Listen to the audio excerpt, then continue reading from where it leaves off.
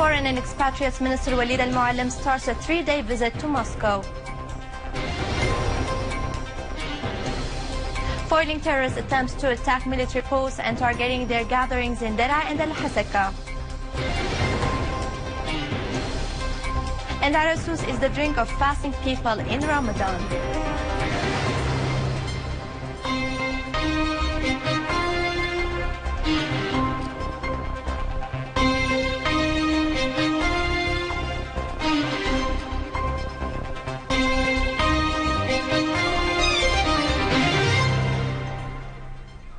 Good afternoon.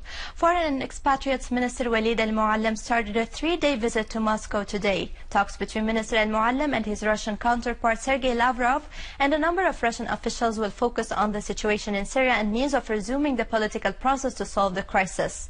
The Russian Foreign Ministry pointed out that the two ministers al-Muallim and Lavrov will discuss means of launching direct dialogue between the Syrian government and the wide spectrum of the opposition on the basis of comprehensive implementation without any selectivity or random interpretation of the provisions of the Geneva Statement issued on June 30th, 2012 without foreign interference. The two ministers will also discuss in detail the strict implementation by the international and regional players of the provisions of the UN Security Council resolutions 2170, 2177 and 2199 that relate to drying up the sources of financing terrorism, including al-Nusra and ISIS. The Russian Foreign Ministry confirmed that the basis of the Russian stance regarding Syria lies in supporting Syria's sovereignty, unity and territorial integrity, finding no alternative than the diplomatic and political means to solve the crisis.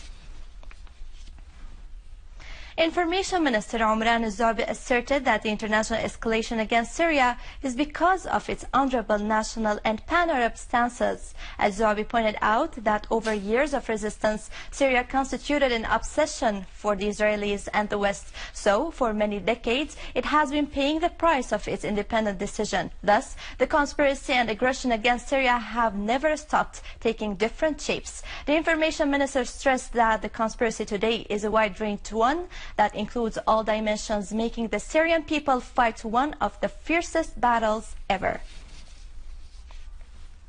In northeastern Sueda's countryside, Syrian Arab army units foiled an infiltration attempt by ISIS from Khirbet Saad towards Tel Buthaina and eliminated a number of them. Syrian Arab army units controlled Tel el-Sheikh Hassan, southwest of Attala airport in Sueda's countryside, and eliminated a number of terrorists. A military source said that army units eliminated 30 terrorists who represent the so-called Shahada Huram battalions and destroyed 3 vehicles. The Yemeni Civil Coalition for Monitoring al-Saud aggression against Yemen affirmed that the number of people killed in the country as a result of the Saudi aggression reached 3,034, including 722 children. Meanwhile, the Saudi regime continued its offensive as the Saudi fighter jets carried out 4 airstrikes targeting the presidential palace and the surrounding houses in Taz Governorate. On the other hand, the Yemeni army continued targeting several military headquarters for al-Saud regime in Al-Khuba and Jizan, in addition to other military defensive positions, destroying 2 bulldozers and an armored vehicle.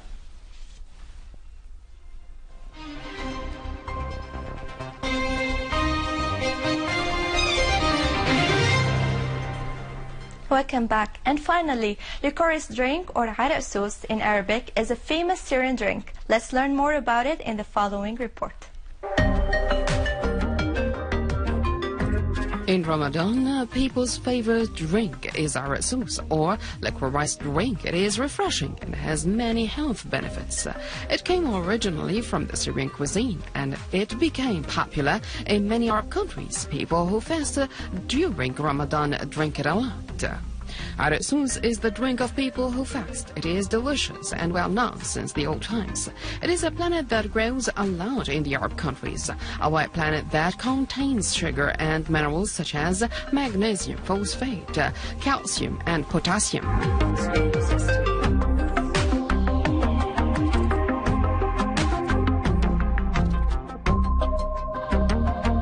It contains substance that forms foam when poured. There are other juices and drinks for Ramadan, which are very important.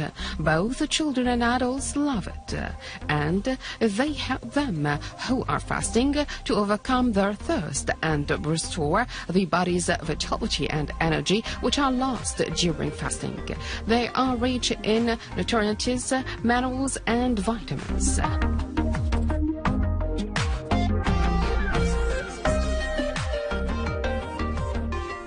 With this, we conclude our news for today. Thank you for watching. For more details about Syria and the region, and to view this bulletin again, you can always visit our Facebook page, Syria TV channels. You may also watch the Syrian satellite channel live on YouTube.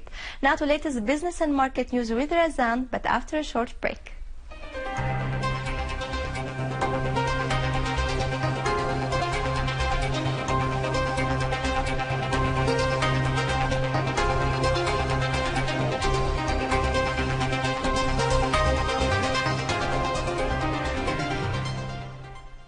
Thank you, Vani.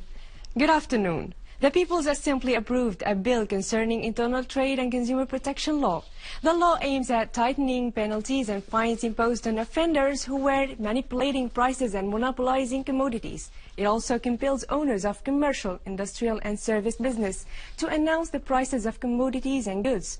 According to the law, an imprisonment sentence of no less than 6 months or a fine of 250,000 Syrian pounds will be imposed for expired, adulterated, or rotten food for humans or animals put up for sale.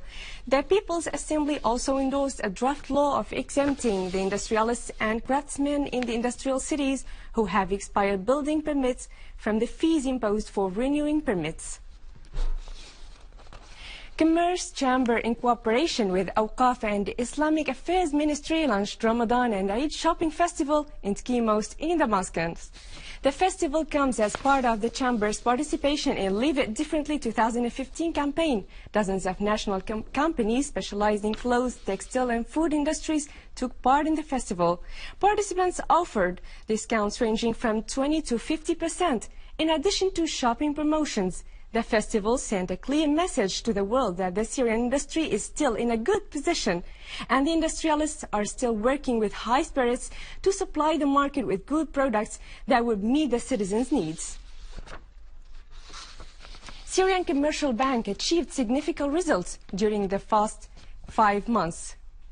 The bank also put a strategy specified in geographical expanding, which was under implementation through opening 5 offices in the industrial city of Adra, Yabrud, Al-Mkharam al-Fuqani, and Al-Nabik, as well as opening a new branch in Jaramana city of Damascus countryside. And now over to some main currencies exchange rates, according to the bulletin of the Central Bank of Syria.